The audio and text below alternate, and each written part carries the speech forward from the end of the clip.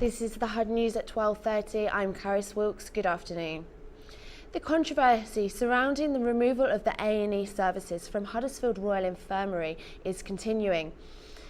This week, a top NHS boss has urged GPs to pause consultation on the issue. Mike Ramsden, the Hull and East Yorkshire Hospital Trust chairman, has been critical of the decision.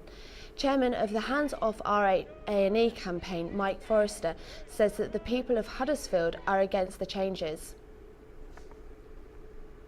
There has already been massive pressure.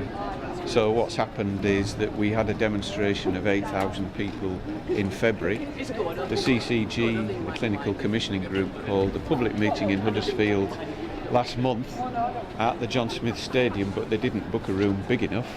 So there were 700 people locked out of the building who couldn't get access to hear the argument as to why their A&E should close. The amount of empty shops in Huddersfield is on the increase again.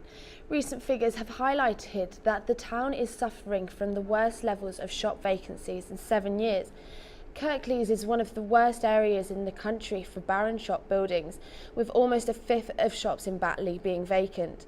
This is despite a drop in unused shops nationwide. The flood-damaged Grade 2 listed Elland Bridge has been demolished.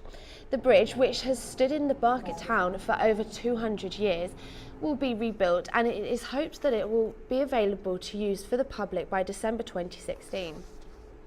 The punctuality targets for TransPennine Express, who serve Dewsbury and Huddersfield, show the worst figures for around 10 years.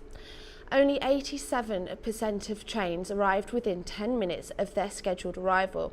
The figures have been in decline for the past 4 years, but this time low for the company.